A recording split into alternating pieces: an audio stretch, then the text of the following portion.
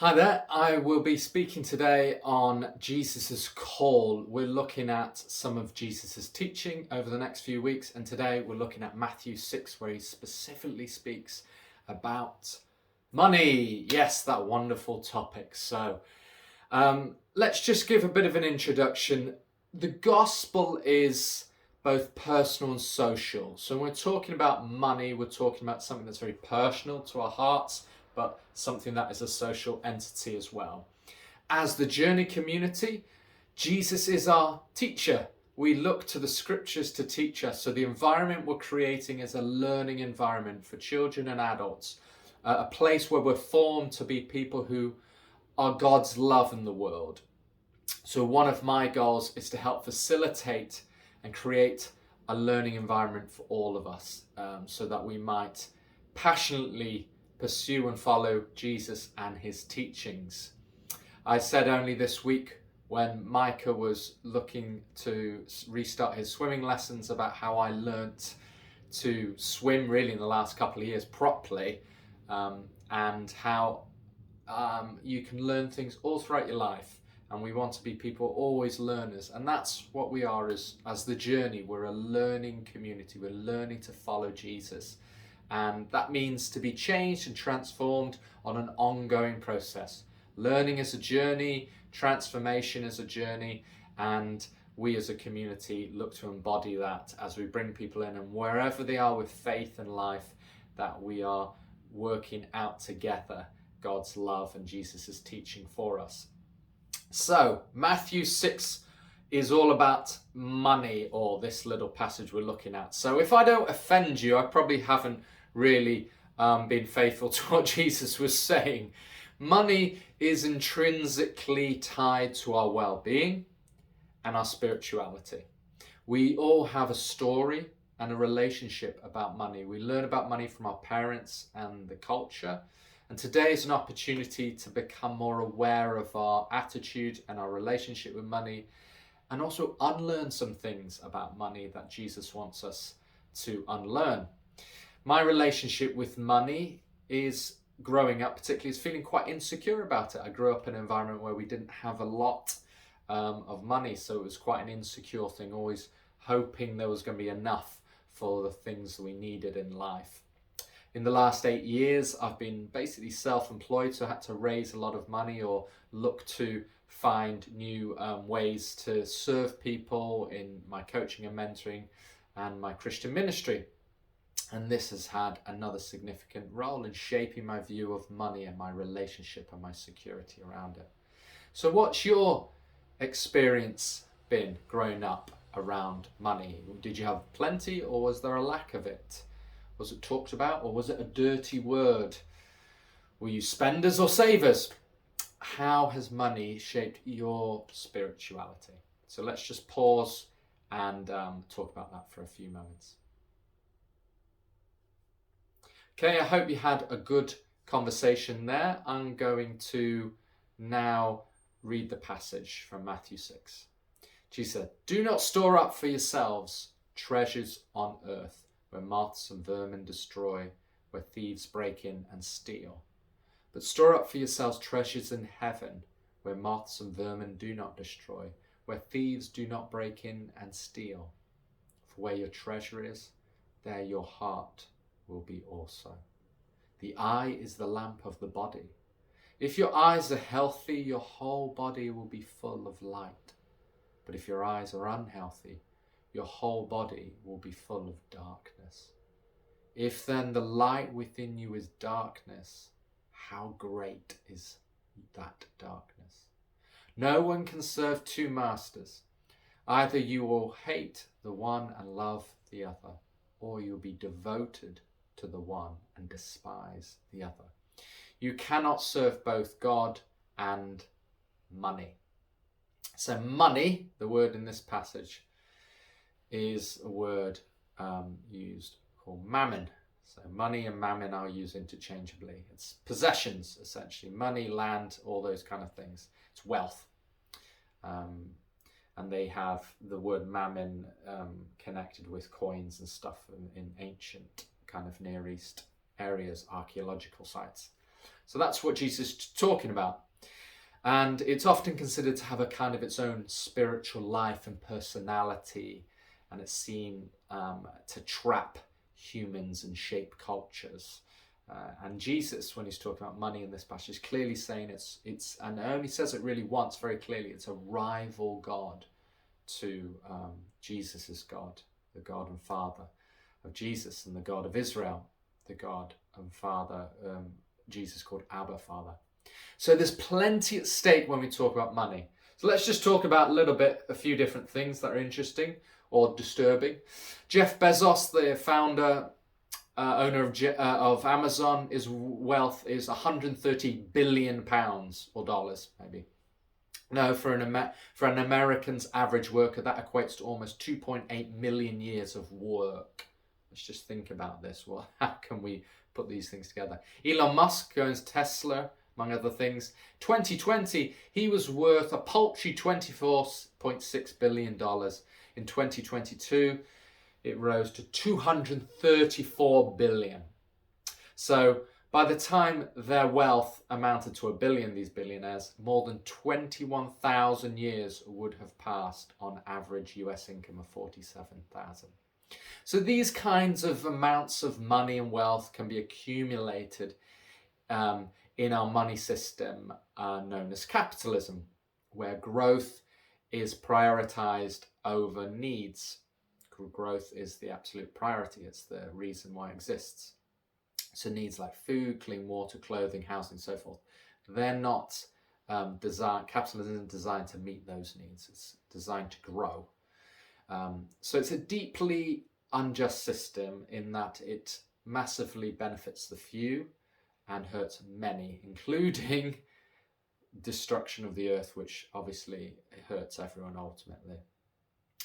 So let's get our head around the logic of mammon. In 2020, the chief executive of Kodo, Tim Steiner, was paid 58.7 million lash, which works out as 2,605 times the 22,500 paid to the online groceries delivery company's staff on average.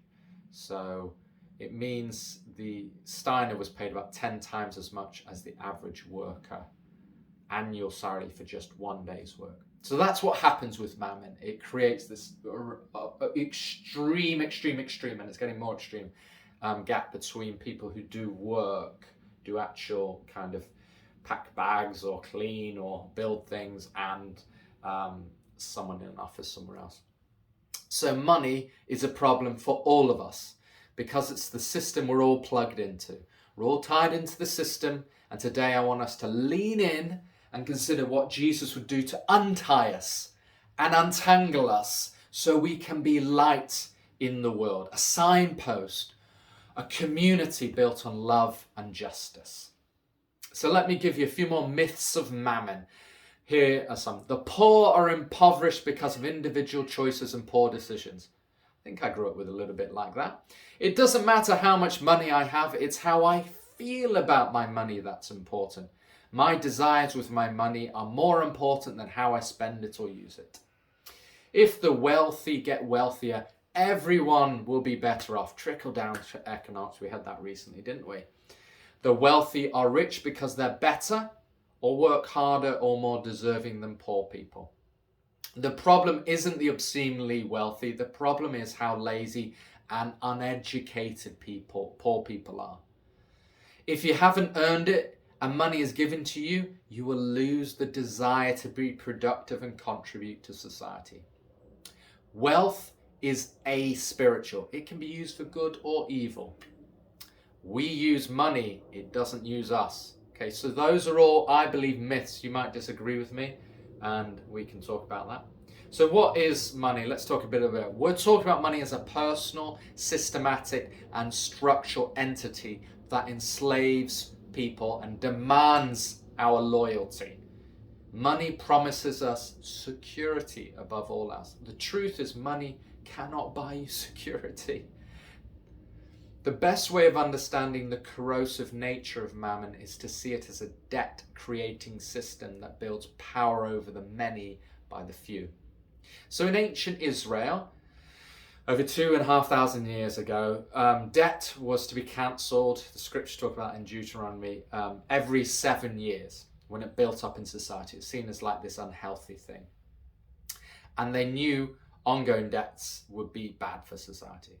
Then there was what was called the Jubilee, which was the 7th Sabbath, so 49 years, total cancellation of debt. Slaves would go free, land would be returned. So it's like this total switch around to kind of bring healing to the land and the people and the society and the relationships. The Old Testament's clear that usury is wrong. So interest on loans is wrong. Now you got to think, well, the whole money system's built on debt, so something's gone very wrong here. If we're to be followers of Jesus, how do we interact with that system? Now, in Jesus's day, the prisons were full of debtors. So people who could not pay their debts, and they were thrown in prison for it, or a family went in prison for it until the debt could be paid off. Now, that's pretty harsh, isn't it? If you could not pay your debts, you'd have to sell a family member. Imagine that. And if you wanted them to be free, you'd pay it off, and that'd be called the redemption fee. Now, Jesus's message was that he fulfilled the year of Jubilee. So let's get this idea of Jubilee. It's a debt cancellation. It's a restoration of society. So a new social reality. So he's writing off debts and he was redeeming people. So let's try to imagine that spiritual debt is monetary debt, and we get to the heart of the social reality Jesus was bringing in when we start to understand that. And I'm not saying that's something that might be a new idea. In Jesus's day, debt relief was good news because it was heard as a literal emancipation from the unjust system of debt piled on the poorest. I haven't got time to go in is how debt was poured onto poorest then, but you can kind of imagine it because that's what happens nowadays. You know, lots of people live in debt. So we know that we structure society in ways that keep the poorest poor. So let me tell you my story a little bit. When I was growing up, like I said, we didn't have a lot. We had a mortgage on a house when I was about 10, 11, 12. There was definitely rumblings in the household between my mum and dad about money becoming more of a stress. And then it started a window of, we are in so much problems with our lack of money, we won't be able to pay the mortgage, and they could repossess the house. So this was quite a stressful time for the family, the parents, their marriage, and that trickled through to feel very insecure for myself as a 10, 11-year-old around what was going on, because we were saying we could move out at any time. The bank could repossess this house. Now what happened in the end is the bank repossessed the house and they took all the equity out of it. So we lost everything basically, and we had to very suddenly move out, and parents were talking about going into a homeless hostel and that kind of thing. It was very stressful. Now, you have to understand when it comes to this, what is the good news for an 11-year-old or my parents? The good news would be debt relief, it would be debt cancellation. So when I pray as a young boy, Lord, forgive us our debts, do you think that good news at that time I'm praying is a forgiveness of hitting my brother or something, or messing around or winding him up? Or do you think it would be freedom from the debt piled on my parents that means that we will be physically evicted from our house and possessions taken away from us? Yes, for me at the time, good news would be freedom, debt relief. So that just gives a very practical example of how we can spiritualize debt and spiritualize money, and it just being quite a personal, attached thing. It has very real life consequences. It shaped my life, and it had a very negative impact on my parents. They separated afterwards. So now maybe we need to insist that everyone pays debts and consequences are their own. That's what would often we think, well, if you take the money out, you need to pay it back. But that fails to see the power differential here. When the banks in 2008 didn't pay their debts, the government, the state, paid off those debts. it bailed out the banks, and that's what happened. So the richest were protected, yet the poorest are not protected. That's what I want us to understand. That's how mammon works in our system. So when we insist the poorest are forgiven, we are told they need to often spend more responsibly or get a better job. My parents both worked, by the way. My mum was full-time nurse, getting paid peanuts in the early 90s. So it wasn't like my parents were slackers. But that's often in the imagination when we've come from certain backgrounds. My friend has said, well, if your parents were true believers, that God would have delivered them. Like if we had kind of tapped into some kind of prayed better or something like that. I don't know. So the problem with this idea, many problems, but fundamentally it puts salvation or freedom from that problem in the hands of ourselves rather than God. So our salvation becomes about our works, what we do, rather than God working out his justice with human beings. So, and surely the gospel of salvation for all, surely the reign of God's love and goodness falls on the righteous and the unrighteous. So it's not based on how well my parents can navigate a corrupt economic system, or the poorest can work through all the unjust systems that they have to fight through, that impoverishes many. It's based on God's gracious love and his will and desire to liberate people and humans to cooperate with his vision for the world. Okay, so this is my point. Maybe Jesus is calling his disciples to a totally countercultural posture to money, in which ultimately money becomes irrelevant or even unnecessary. I know that's a long way ahead, and that feels like, well, that's pie in the sky, Alan. But let me explain. Storing up treasure in heaven is the opposite of storing up money and possessions. It's a different economy that we're called to work out. An economy based on love and relationships and friendships. It's based on God's abundance of resources and the earth. It's not based on these transactional relationships which money is based upon. Money doesn't exist in God's future for the earth. Ultimately, the future heaven we long for isn't just an ideal state of being, but a concrete reality God wants on earth. Can you imagine how money would work in heaven? I just can't see that being a reality. And the reality is right now, there is too much debt to pay off, so it won't be paid. So that means people are left in slavery. They have to keep paying and paying and paying, and it'll never be paid off. So that's a state of slavery. So maybe in a world in which all things are becoming monetized, you can't seem to even walk a friend's dog nowadays without paying someone to do it. Or you can't have childcare without being some kind of transactional thing. Things that were never dreamed of being monetized are now being monetized. And that is growing and growing and growing. So what if we work to use money less? So we share more and live more freely. Simply, we work to store up treasure in our relationships. We work to see our security in what we sow into our relationships, not in money. We don't worry about the future because we're storing up treasure in our relationships with God, with one another, and even our connection with creation. So this is how we can store up heavenly treasure.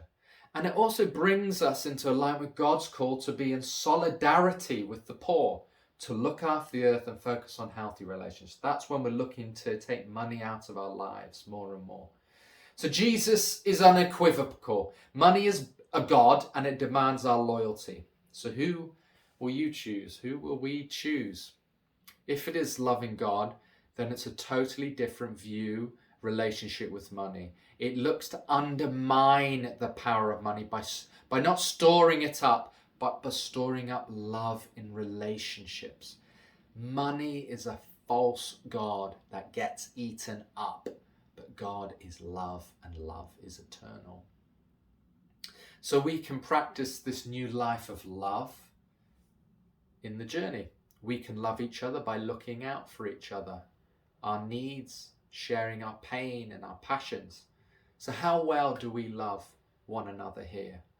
Because the sign of our faithfulness to God is always our love for one another. The journey ultimately rises and falls on the quality of our relationships and the depth of love for one another. Let me finish by being very practical about how we can store up treasure in heaven through the practice of simplicity. So 7 things quickly. First of all, do a heart audit. Where's your money going to? Yes, that could be seen as a budget, but some people don't even know where the money's going to. But it's helpful at times. You don't have to be obsessed, just to know where your treasure is, because it comes out in your where you put money. Is it in bank accounts? Is it in offshore accounts? Is it, what are you spending it on? What are you saving it on? That's where your heart is. Is it on other people? Is it on being with people? Is it on your children? Is it, I don't know, on your parents? What is it on? That's where your treasure is. Secondly, so do an audit, find out where you're really at. Give away, not store away. So we live, and the baby boomers excelled in this, in hoarding. Hoarding, keeping hold of everything just to feel secure. Got to keep hold of everything. There might be a day I need this thing I have that I'll never use. So rather than buying stuff, give away. So rather than storing, give away. Just give it away. You don't need it. Give it away. And it just loosens the ties of money. And don't even sell it. Give it away if you don't need it. Just take it to a charity shop. Find out someone in our community who needs it, and we'll do an exercise on this. But just give away stuff, or throw it away if it doesn't need it, or recycle it, reuse it, whatever it is, but don't hoard. We're talking about living simpler lives. Thirdly, don't buy stuff, share stuff. So as much as possible, share stuff. Tell the story of my neighbor who helped me do a massive project in my garden, a massive patio. I had to put new lawn down, I had to dig things up. It was absolutely massive. And I didn't have basically any tools. And I thought, I don't need to buy unless I really need to buy. And I borrowed them from someone who runs the park, my neighbor. That's because I store up treasure in relationships. They're not going to share those things with me unless I have a relationship with them. I wasn't like building relationships so, I know one day I'll need their lawnmower or I'll need their shovel. No, it's the way as you live in this kind of generous, other-centered way of loving in the world that Jesus enables us to do. You reap what you sow.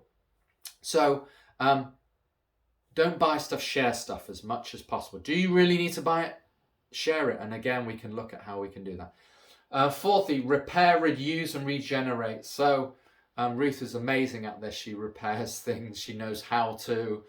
So I'm really blessed with that. She'll sew things up. And she wasn't taught any of this. She's learned how to do bits of it. But I just feel terrible when I throw things away. I've been to the tip enough times. I know where it goes. It does not just vanish into thin air. It's part of destroying our environment. And we don't recycle much at all in this, 50% of stuff or something terrible like that, even at the tip. So we need to find ways to reuse, repair, regenerate. And that keeps us simply taking money out, building relationships with new people. Fifthly, be intentionally generous. You don't need to worry about money in the sense of, I can't give because I won't have enough. Be generous. I always have to keep coming back to this, how I was generous when I was a new Christian. I was very generous with money, and I've tried to do that. I try to buy a pint when I'm at the pub with a friend. I try, if someone's got less than me, I try to buy them a meal, or I try and do these things. I try and be generous because I can and I want to, and this is what God's done in my life, and I'm incredibly privileged. So I'm not saying anything about the virtue of that for me, but I think intentionally being generous is really clear. Jesus leads us in that life. Reckless generosity. 6, storing up treasures in heaven, practices of simplicity. 6, solidarity and advocacy with the poor. So maybe you haven't got a story where you grew up with little, but a lot of people did grow up with a little or not a lot and are damaged by not having a lot.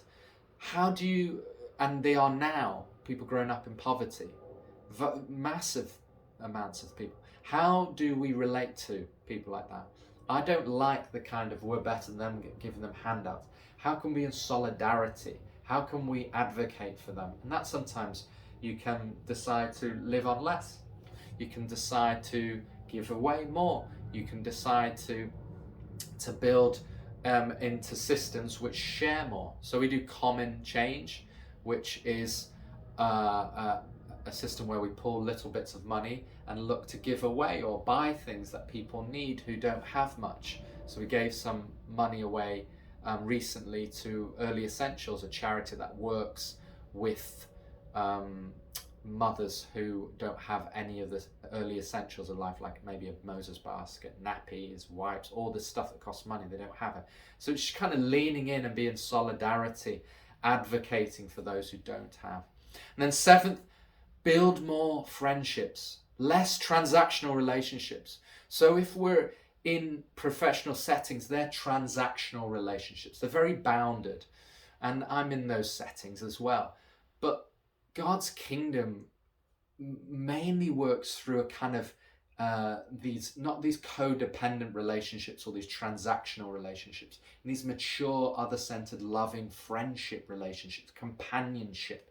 And that's what we want as the journey, and that's what we want to bring into the world, is more friendship, more love, relationship. So we take from mammon, which is transactional. It's constantly saying, what's this worth? Someone asked me this week, I'm doing a weekend away for a church. What's your rate? How much is it? Now in the business world, it's like, know your rates, know how much it's going to cost. But I've always been terrible at that. I'm just like, just give me what you want to give me. Which is, maybe it's not the wisest thing to do on one level, because when you ask churches to do that, you can't complain afterwards. But we have to get out of transactional relationships as much as possible. Okay, I've said a lot about simplicity as a practice of storing up in heaven. Said a lot about how mammon works. Over to you now as you discuss, pray, and respond to this.